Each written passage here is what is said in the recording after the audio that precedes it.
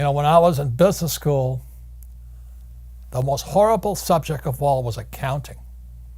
You know, I was sound asleep in accounting course. And on top of that, I argued with the accounting teacher because the accounting teacher had no idea what accounting was. The guy was an idiot. So Rich Dad, Poor Dad is more appropriate today because if you read Rich Dad, Poor Dad, this is all it's about. It's about a financial statement. Income statement, balance sheet, statement of cash flow. How could it not be relevant when 99% of all people graduating from school don't even know what a financial statement is? And if they do, they probably had the same accounting teacher I had, Mr. Boring, who wasn't really an accountant. He had a master's in accountancy, but he had never been an accountant. So that's why I created the cash flow board game, because accounting is the most important subject for individuals, because this is what your banker wants to see. Your banker wants to see your financial statement. This is your report card when you leave school. If you have good financial statement, bankers will give you all the money you want. See, bankers have never asked me for my grades or my college I went through. I want to say this. You have this, they'll give you all the money you want. Point out really, really quickly the differences between what they're teaching in school and what we at Rich Dad teach. So this is the very big difference. Like I said, most school teachers are like my poor dad. And this was Rich Dad, Poor Dad. What you're seeing here is a financial statement. Mm-hmm. You know, Rich Dad, Poor Dad is a book on accounting, the most boring subject on planet Earth. But book number 2 of Rich Dad was this one here.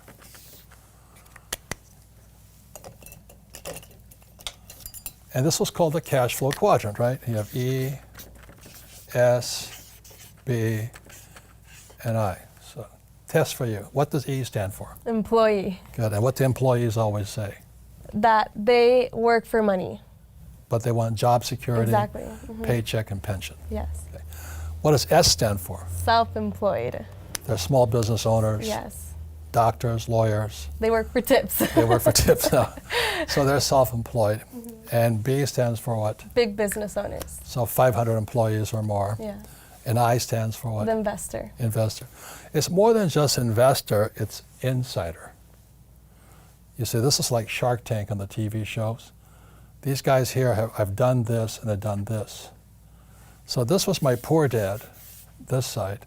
This was Rich Dad here. So the difference, that's what schools are not teaching you, is what's the difference between these people and these people. That's the big difference. And that shows up, so when I was about your age, I had to make a decision. I was a pilot. You know, most of my friends went to fly for the airlines, but I'd be here. Or I could be, I could be in Alaska flying fishermen around the place, a pilot with a small plane and, flying around the place. Or I could own an airlines, or I could invest in airlines. And that's the difference in the mindsets and skill sets. You don't just make crossings. The education is extremely different on this side than on this side here. I know most millennials, they want a high-paying job. They want to be able to pay the rent, and eat, and all this stuff. And then you dream of the big house, a nice car, and all that. But that's why 99% of Americans are broke, because their heads are in the wrong spot. So when I asked Kim if she would take an accounting course, it was just 2 days.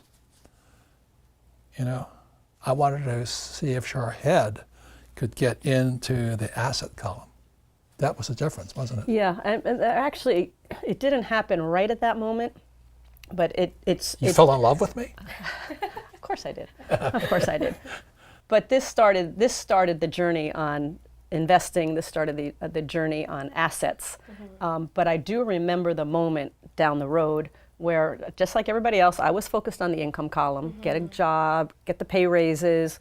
If you're an hourly wage, work more hours, yeah. or raise your hourly wage. So I was always focused here. And then finally, this is after we'd actually bought some investment properties, the light finally went on, and I'm like, instead of focusing on acquiring income, mm-hmm. what if we focus on just acquiring assets, mm-hmm. that the assets go into the income column? Like this. Mm-hmm. So that was a huge shift Shift. in my mindset. And once that shift happened for me, I don't think about the income column anymore. I just think about the asset Yeah, column. and that's our game called cash flow. Yeah. And so when Kim and I met, we had nothing. It took us 10 years to go from nothing to financially free. Wow. So she was 37, I was 47. But that's the power of focusing on The asset column. assets versus liability. Most people are so busy working for money, so busy trying to pay their bills, and so busy buying liabilities they think are assets. So my first gift to Kim was the counting game to get her head in here, and today we're financially free. You know, that's the whole thing. So everybody can do it. It's a matter of putting your head into the right column. And then for me, it was in '73, I took my first real estate investment course here. I'm free. Yeah. You know, I lost money, made money back, but I never got out of the asset We're column. we're still practicing here every single day. I'm working on a new project right now in the asset column. It's going to put a lot of cash flow into the income column because, again, we're focusing on the asset column, not the income column. There's three kinds of money today that you guys got to be aware of. One is God's money, and God's money is gold and silver. So this is silver, Yeah. and this is gold. The reason I brought it is most people don't know what it looks like. And then there's government money, which is fiat currency, which is the dollar, the yen, the peso, the euro, the yuan. Yeah. Fake. And everybody's working hard for it. It's like eating fake food or drinking fake water. That's why people are getting sick financially, because they're working for fake money. Yeah. Okay. And then there's fake assets, which was another part of the fake millennial, the fake generation series. But the reason I brought this here is most people haven't seen it. This here is real silver, plata. Okay. That's what it looks like. And so in 1972, and this here is gold. Yeah. This is God's money. This is what God's money looks like. Yeah. The reason I call it God's money is you can't fake it. You know, you can fake it with a fake ETF, like a gold ETF or a silver, which I don't touch because it smells as bad as the guys that printed that crap. You know what I mean? Jesus. But this is real money. So you look at this here. When I first started buying that, that was $1.40. Yeah. Today, that's $16. And this here is oro, gold. And the reason we brought it in is most people haven't seen or touched. This is real. This is God's money. Yeah. Why did I say it's God's money? Because it was here when the earth was created. Yeah. And it'll be here when we're all dead and gone. When you're saving those fake dollars, this will still be here. Yeah. Or those fake ETFs or those fake stocks. So this here is called the green box. There's 500 of these little tubes like this. Wow. 500 coins in here. And this is one, which is worth more. Which one's worth more? The gold. Yeah, this is worth more than all that. Now the reason I say this is because for your generation, this could be the biggest opportunity you'll ever see. I'm not making any commissions on this stuff. Yeah, of course. But if you look at what happened with the fake central bank, see the purpose of the central bank or the Fed or all, you know, the Japanese, the Bank of Japan or the European Central Bank, they pump out fake money. The purpose of central banks like the Fed is to protect the banks, not you. They're a criminal operation as far as I'm concerned. You're going to find that most of my talks is about the Fed. So I would recommend you guys buy this stuff. Yeah. Don't save money. Don't save government money, because they're corrupt as hell, as you know. Yeah. Save God's money. In school, they compensate for risk by telling you to memorize the right answer. So in other words, these kids leave, young people like you, leave school thinking, oh, if I know the right answers, then there's no risk. And it drives old guys like me crazy. Because everybody's talking about millennials. What's wrong with them?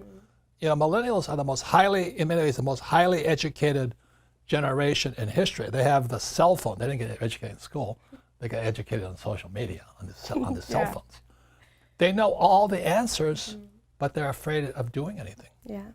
You know, the biggest complaint about my generation is millennials know all the answers, but they can't do anything. And the reason they can't do anything is because you might hurt somebody's feelings, you might make a mistake, you know, and that just keeps you guys just trapped in this little box here. Yeah. So that's one of the reasons I think millennial money is such an important point here, because if you're going to come into my world, old guy's world, or the information age, you've really got to understand what is risky and what is not risky. And in my world, if you play it safe, that makes you stupid. Because if you don't take risks, you don't get smarter. Yeah. You know, so you may know the answer, but you can't do anything. Yeah. And one of the best things I had is I went to military school, then I went to flight school. I had such great teachers, you know. All of them could fly. You know, so my flight instructor could fly. What a novel idea. You know, a flight instructor can fly. But when I was in high school, most of my teachers were terrified. They're all cowards, you know, job security. Don't make mistakes. Just memorize the right answer and you'll be safe. And that's why most school teachers aren't rich. Yeah. And they teach that to your generation Yeah. today. And most of them are teaching us things that they don't do on a daily basis. Like we have entrepreneurship classes, Oh! and they're Don't get not me started. entrepreneurs, you know? So it's kind of frightening when you think we're relying on the school system. Oh. And the fact that they're teaching us, so the way to get through college, right, is practicing all the right answers, taking the exam, putting in all the right answers. Yeah. When in real life, that's the last thing that'll ever happen, right? No. Like, you talk about fake, you know, this is my book, Fake here. Fake money, fake teachers, fake assets. The reason it's fake money, fake teachers, and fake assets is because it all has to be fake. You have to have fake teachers to understand fake money. Then you have to have fake assets to buy those stocks, bonds, and mutual funds, fake assets. But without fake teachers, fake money, you can't do it. So that's why I love working with on these programs here. Because if you're going to be successful, you've got to take some risk. Most of the young people your age today, you know, a lot of them want to become entrepreneurs. The problem with this, you have to understand tax. You see, this is all over the world, very little difference. These guys pay 40% of their money in taxes. So they make $1,000, they're going to spend $400 in taxes. These guys that make $1,000, they're going to pay 60% in tax. So our schools are teaching entrepreneurship, but they're not teaching them tax, okay? And because they're focusing on income. Over here, it's 20% in tax. So they make $1,000, only $200 goes to tax, and these guys, 0%. So the reason financial education isn't working in our school systems is they're teaching financial education for these people and these people, but to really become rich, you have to focus on this side here. And that's the difference between a rich dad and the financial and what they're teaching in school right now. I'd rather be on this side. This side is a lot harder, but in the long run, it's more fun for me. On this side here, it's harder, but you're paying tax constantly. So these guys here are saying tax to rich. Well, these guys don't pay taxes.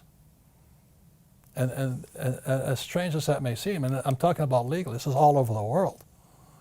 So that's the big difference here. One last thing, which I think most millennials understand, is, you know, in Rich Dad, Poor Dad, I wrote about Ray Kroc, founder of McDonald's. And he was teaching at the University of Texas, the MBA program. And Ray asked, and most of the MBAs are going to come out here. So Ray Kroc asked him, he says, what business is McDonald's in? And everybody yelled and said, no, we know you're in hamburgers. And Ray says, no, we're not, McDonald's is not hamburgers. McDonald's is in the business of real estate over here. So you have McDonald's here, and the money McDonald's makes buys the real estate. And that is my formula.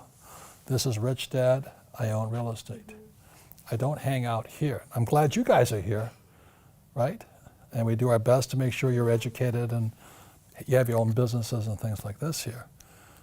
But really the formula I follow personally is McDonald's.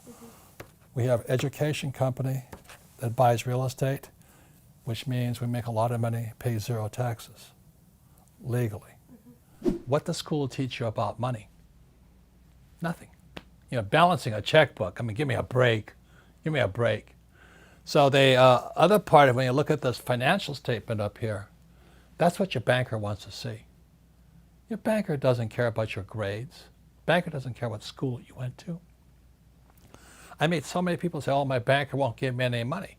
This is well, because you don't have one of these. And when you look at most of the politicians today, they don't have one of these either.